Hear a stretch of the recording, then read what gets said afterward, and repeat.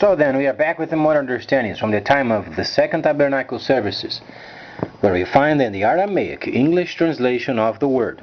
This translation comes from the original manuscripts of the prophets of the Israelic lineage, so then we can understand the time of the end. But Mashiyach the prophet, we find ourselves then during the time of the restoration of the holy cities laid waste for many centuries, and also from the first recording of the spring feast, we find in Mashiyach, the Levite, 24th chapter, the time of reduction. So then, understanding tabernacling from the area of the scripture, where then we find ourselves studying the very understanding of the Mashiyach, as far as those particular laws related with the encouragement of the instructions. So then we find many areas where then the Mashiyach spoke, and then he then was asked from the laws what would be then the greater of them. So let's understand then from where the Mashiyach is coming from. Firstly, tabernacling. The Greco and the Roman translation was a make-up of their very own because people were not paying taxes. So that's why you have then church. Church was around because people during the time of the holy cities, they were not paying taxes. So then, from the viewpoint of tabernacling, let's understand then the Mashiyach was teaching as usual, and then he was asked what would be then the greatest of the entire law. Let's understand the Mashiyach then was explaining areas of encouragement. Why he was speaking of encouragement? Some people, when they read the instructions, they believe some sort of a love. You should love your neighbor as yourself. It doesn't exist. Even the word love in Hebrew doesn't exist. It's abstract. Abstract means the holy instructions, the Creator Himself, when He wrote the five senses of yourself. For instance, when you consider tasting, vision, and then so on and so forth, hearing, touching, and then those five senses, the Hebrews, they learned the language from the Creator related with the five senses, always related with action. Love is abstract. You don't find in our holy instructions. Our understanding of love is the encouragement of the maintaining of the path, the holy path of the Mashiyach. So when we read the understanding from the instructions related with the set apart from the Mashiyach, because he said he did not come to destroy from the original manuscripts, means then having extras, or then having your own laws mixed with it, or if you remove laws from the instructions. This is what it means destroying. So let's understand the rest of it. If the Mashiyach is protecting the integrity of the instructions, do you think he would abolish it? Obviously not.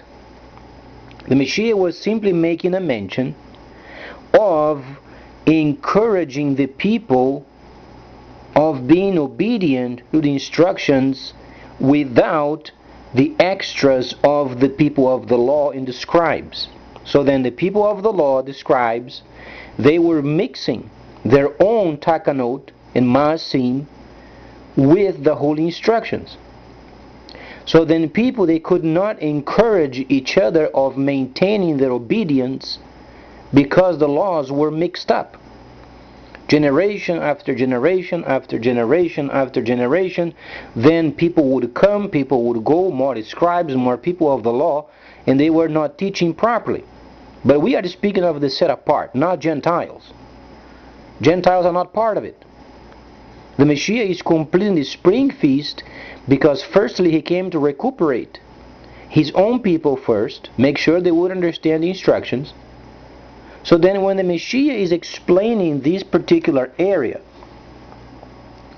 then he was asked, what are then the greatest of the instructions? We are not talking about laws themselves. He's talking about instructions. It is a form of obedience where you receive enlightenment. Not only being obedient to do what you want. It is the obedience so you are enlightened. You receive from heaven the presence of the creators when you speak. It's not obedient so then you can do what you want. So let's understand what the Mashiyach is explaining. Understandably, prior of this talk, the holy instructions, roughly 600 orders, 600 laws, around 600 laws, 61T. So a bit over 600 instructions. During the time of the Mashiyach, there were more than 10,000. People couldn't encourage each other. How they could then encouraging each other of maintaining the path if there were more than 10,000 laws? They were enchanting at each other. They were making up laws and then removing laws. They were deceiving the people for their own gain. So the Mashiyach came to put an end to it, and he instructed them properly. So then when the Mashiyach was asked, what is the greatest law? He said, if you want to be enlightened, if you want enlightenment, then maintain your encouragement of the others from the true intact instructions. It's got nothing to do with love. How are you going to love a person if you don't understand the instructions? Not only you don't love your neighbor, but you are not yourself saved. So let's understand what the Mashiyach was explaining, so then we have then the proper understanding where we are at time-wise. Because liking it or not, the Creator has His own calendar and His own timetable, or His own heavenly clock. He has His own. He made the heavens and the earth and the sea and what exists, and He's the owner of them. So then His Son, when He came, He cleaned up the entire instructions, because there were then extras from the people of the law and the scribes. That's why then the Mashiyach said in the 23rd chapter of Mashiyach, the first recorder of the holy instructions of the spring feast, he cleaned up the takanot and maasim. In other words, he had thrown them away. So then, when the Mashiyach then was explaining, because they were so used to deceive other people with mixing a bit of the instructions, and then they would use their own instructions, but then when they would ask where they come from, then, oh dear, then they came from Moses. And the Mashiyach was absolutely on the very top of the situation, and he confronted them. That's why then the Mashiyach said, whatsoever Moshe told you to do and observe, coming from heaven, coming from the original intact instructions, then the people, hearing the people of the law and the scribes, as long as they were in line with the instructions from Moshe, then the people should observe and do and maintain. Thus the encouragement of practicing, disciplining themselves in doing what Moshe told them to do and observe, as long as those instructions, obviously, maintaining themselves intact, so then the people would be enlightened. So then the people, they were asking around, what is then the greatest? You know what they were trying to do? What can we find in these instructions that we can use for our benefit? Trying to understand the content and the context of the Messiah in his war against the people of the law and the scribes. They would mix the holy instructions with their own junkies, and then they could manipulate their way through, and then they would steal from the people. And they were teaching how to do the same with other people. As generation after generation, they would place more laws and instructions, they would remove some of them, they would switch them around, they would modify them. And the Messiah, there was absolutely no flexibility with instructions. It is what it is. So then the people, they couldn't manipulate. When the Messiah was speaking, boy, this is truly it, whatsoever Moses told them to do and observe. And then they ask, so then what is the greatest of those laws? They were trying to find a way of manipulation. They were not interested in obedience. They were interested in a topic. Because if they were obedient, it would be enough for the Messiah then do what Moses told him to do and observe, as long as the orders were intact. No, but then they want to go beyond. So what is the greatest? They want an answer beyond what was instructed. Then the only point the Messiah said, encourage them. You have then the ability on your own, besides the holy instructions, then because of your obedience, you want to be enlightened? Encourage your brother. This is what the Messiah is saying.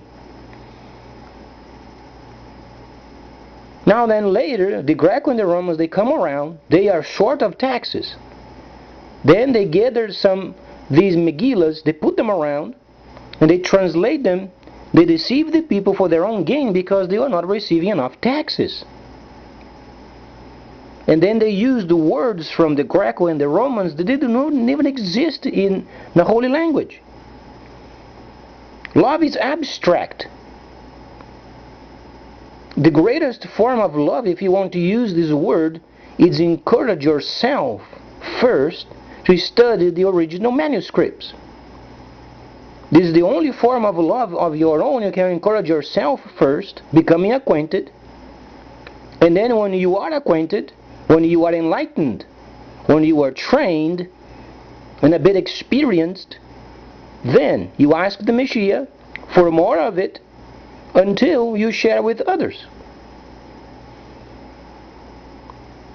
This is what Mashiyach meant.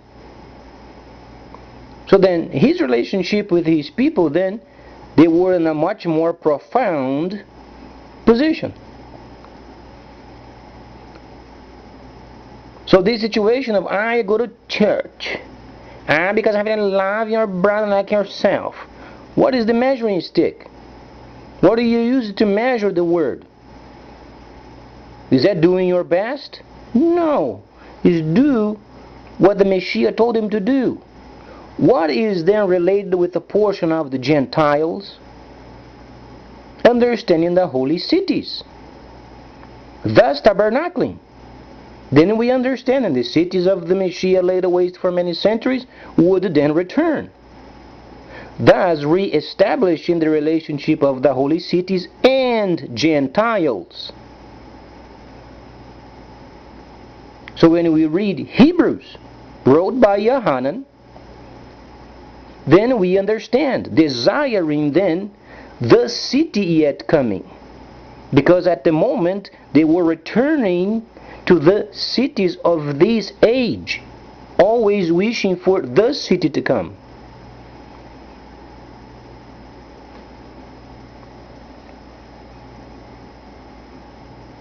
So what is the greatest law then? Firstly, if we want a contemporary translation of the Mashiyach first, if you want on your own terms, understand the word love for yourself. Don't include the Mashiyach because this word does not exist in Hebrew. But if you want to use it, then encourage yourself of studying the Holy Instructions per the original manuscripts. Train yourself with it. This truly is a form of love for yourself first. Then when you encourage your neighbor or your friend, do the same, but after you are then learned from yourself. Because by then you understand love doesn't exist, not in what the Mashiyach was explaining.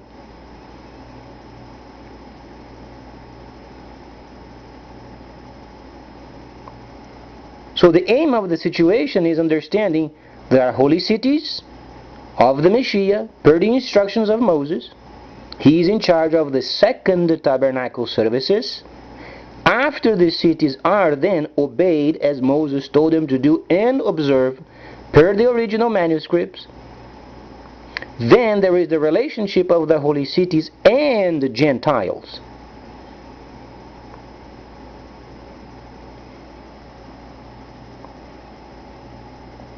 Thus, tabernacling.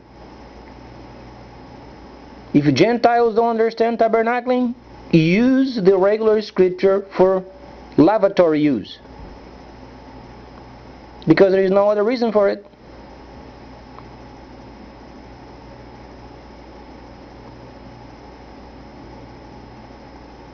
I know the situation is somewhat unique, because we are transitioning ourselves from 1,000 years of deceit, and the cities of the Mashiyach are returning. In this time, not only the Mashiyach's teachings then are becoming very popular, but then the Creator Himself is coming behind Him. And whatsoever the Mashiyach said must be done. Not a layer is going to be left undone.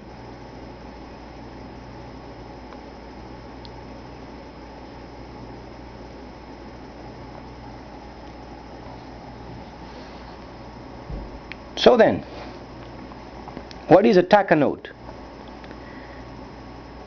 Males made laws that changes holy instructions. What is a maasim? Acts of the rabbis that serves as a legal precedent for legal behavior. So you have then the changing of the instructions, then you have legal behavior.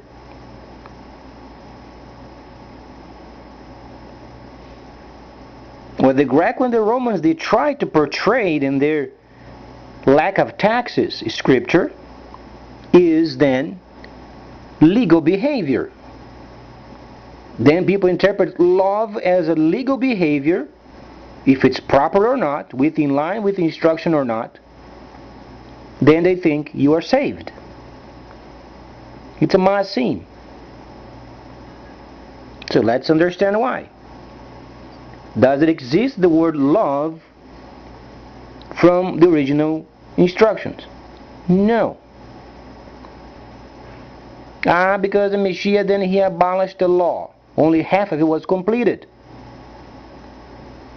Half of the instructions, half of the prophets. How can you then use the word as a whole if he didn't complete? So you can use only half of it.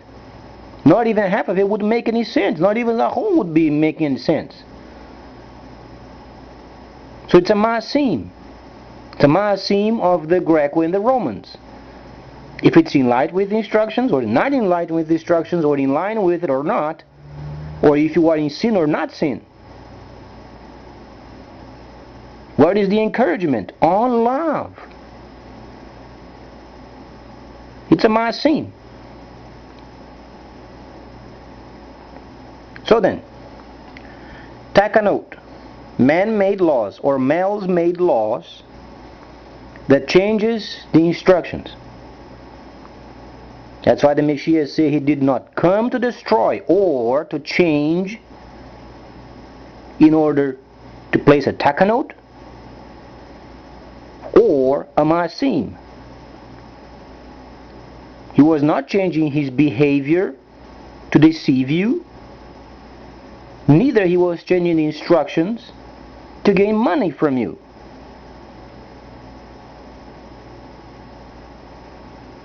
And the Mashiyach was unbending during his entire 490 days ministry.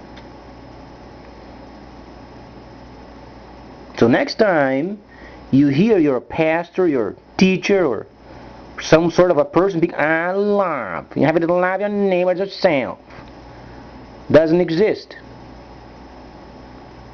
The first situation that comes to your mind is this word abstract or is a word related with the five senses?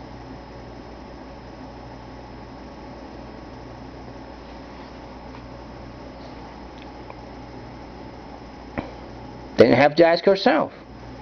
You have to scrutinize every word in instruction and separate what is abstract or what is then true.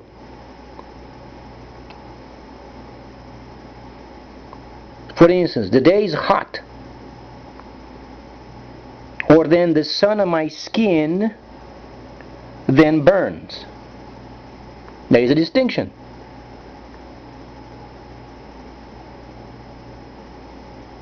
There are no abstracts in Hebrew, directly words related with the five senses. Not because that person is confused. There is no confusion.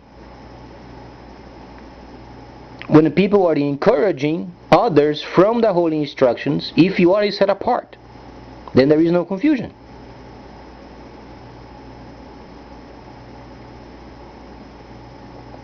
So love from the perspective of the Mashiyach is abstract, doesn't exist. What he was saying is, besides the takanot and masim, if you want, then you're self-enlightened before these goons, in other words, these scribes and people of the law, then make sure, do what Moses told to do and observe. But don't do as they do. Encourage then your brother per the instructions of the intact instructions of Moses.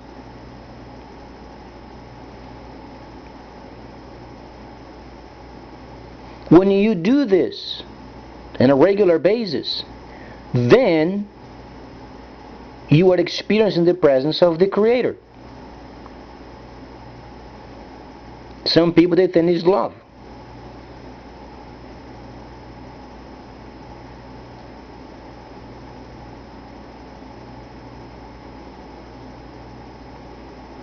So then, when there is the instructions stating, for instance, during the time of Shaliach Shaul, God is love. The Creator always encourages. And His encouragement for Gentiles is, make sure you understand tabernacling. And understand the relationship with tabernacling and Gentiles.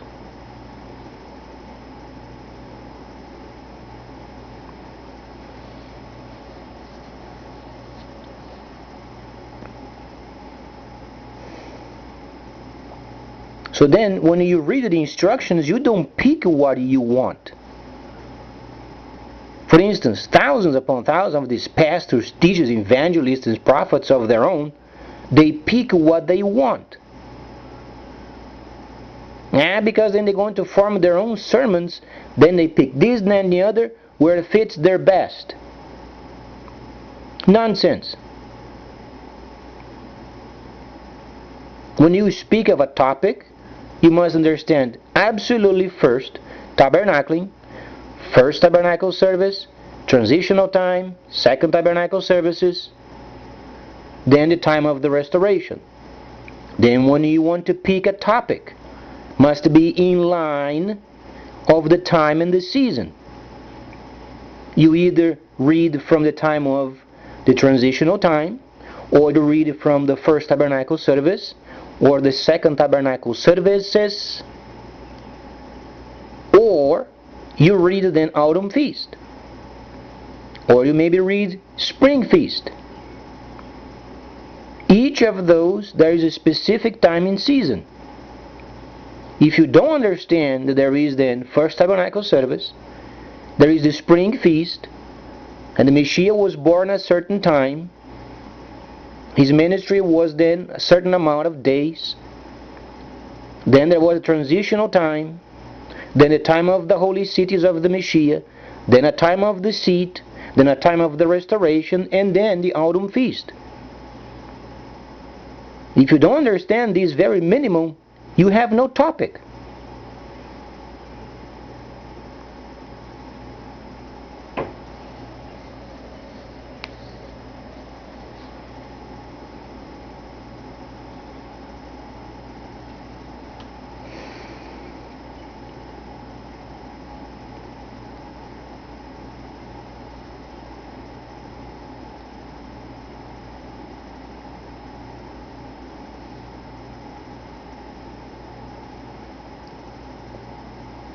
Then, obviously, the answer of the Mashiyach wasn't enough. You know why? Because they say, who can be the greatest then? God, if the Mashiyach had a temper, he would have probably slapped them.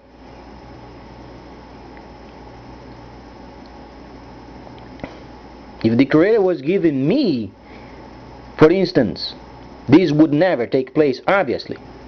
But let's say, for the fun of it, if the Creator would give me the responsibility on my own personality to complete the spring feast, would be more than likely, most of the time, would slap them around. Because they simply did not understand what the Mashiyach was saying.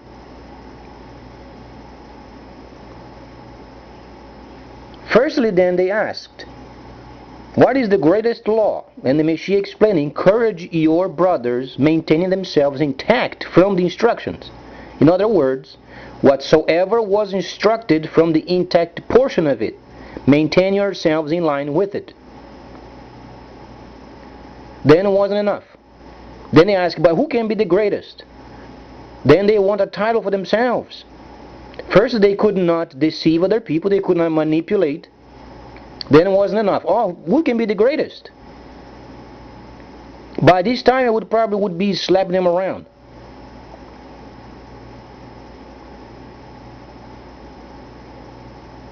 Because my patience sometimes is very limited when it comes of the explanation of the instructions. That's why people explain the instructions very slowly, so then they can learn what the Creator is explaining. Those are His words. So the Mashiyach explained the first time. Then they were not satisfied. They want something else so they could manipulate the people for their own gain. The Mashiyach, no. If you want to do this, if you want to find what is your portion before the holy instructions, encourage other people. It wasn't enough. They want to know who can be the greatest. By this time, more than likely, the Mashiyach probably was red with anger. Can't say because the instructions doesn't show, but the content shows very clearly.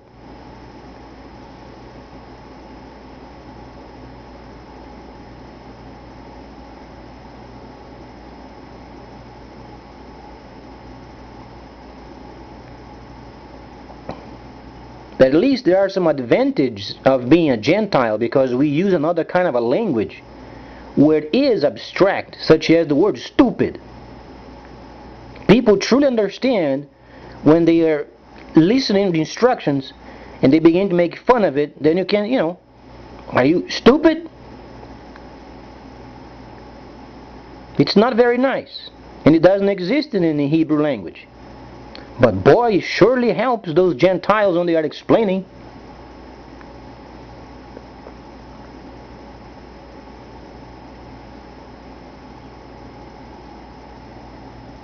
Then the Mashiyach, then obviously, he was explaining it again.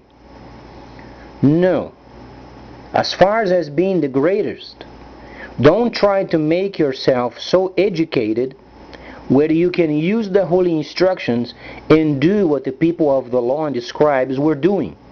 They were using the holy instructions, mixing up with their own PhDs of their own making, and deceiving the people. Don't name yourselves rabbis or then leaders of some sort, but humble yourselves. This is what the Mashiyach explained. So the Mashiyach then, he had this understanding so he could remove the junk out of their lives.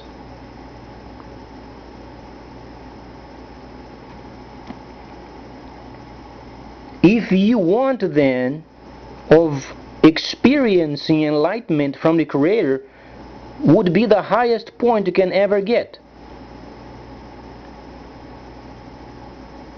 Then humble yourselves, walking then on a path, but not exalting yourselves, becoming humble.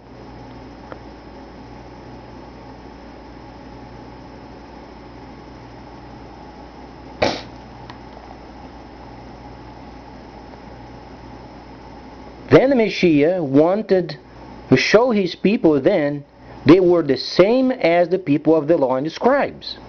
You know why? Read the next paragraph. For whoever exalts himself will be humbled. He was already explaining. When you are then instructed properly, when you maintain yourself as per the instructions, when you are enlightened truly, then make sure you don't exalt yourself, but walk always humbly. Otherwise, then there is a greater force, then it can humble you. And whoever humbles himself shall be then experiencing more enlightenment, yet walking and being humble. And he said, woe to you then, scribes and people of the law. He was not talking only with the people of the law and the scribes. He was gathering their own people, his own people, their inability of understanding the simple areas of the instructions. Then he combined them with the scribes and the people of the law. The whole lot became a piece of junk. The Mashiyach didn't say this, but the way he spoke, they were categorized in the same level.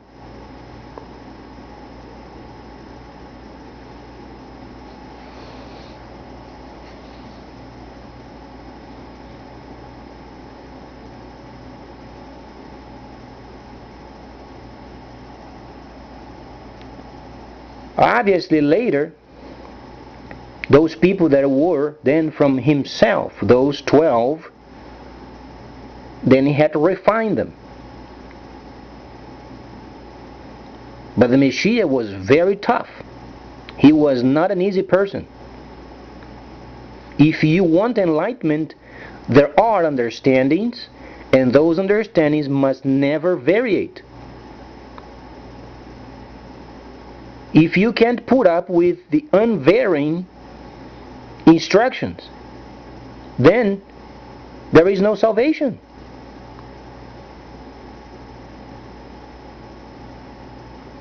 So the Greco-Roman translation of the Mashiyach as this mamby-pamby, piece of junk person that, either sin or not,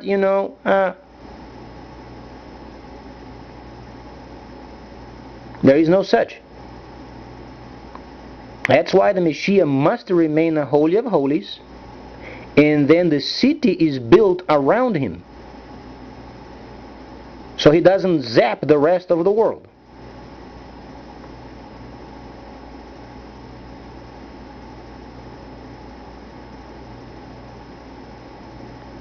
The Mashiyach said he was taking over the place of the Holy of Holies. It's the most holy place in the earth.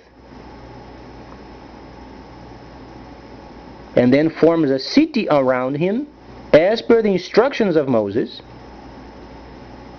And then afterwards, his people must become enlightened and functioned.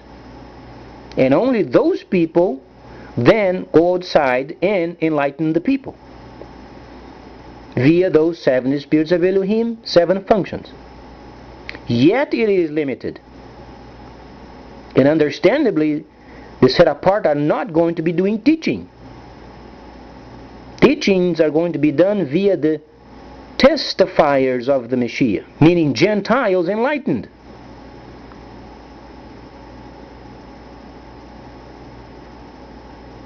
So don't think that the set apart, after they are in their holy cities, are going to take you by the hand and teach you the instructions. There are 7 functions. When you receive the understanding of those functions, you shout. Otherwise, you have to study on your own and get out of their way.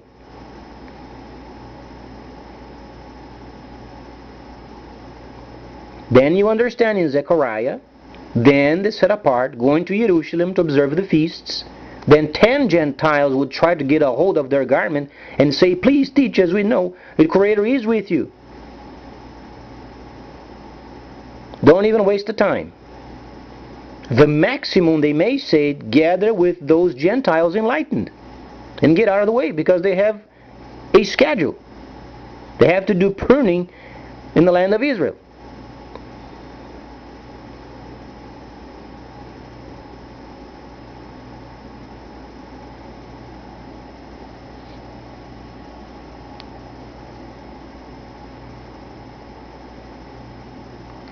So then people understand why the Mashiyach must be in his holy cities, and he must remain in the Holy of Holies, the holiest in the earth, and then his people around him.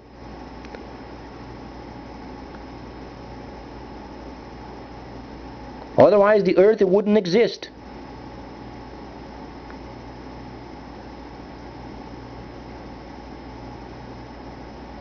So then we are understanding what tabernacle means.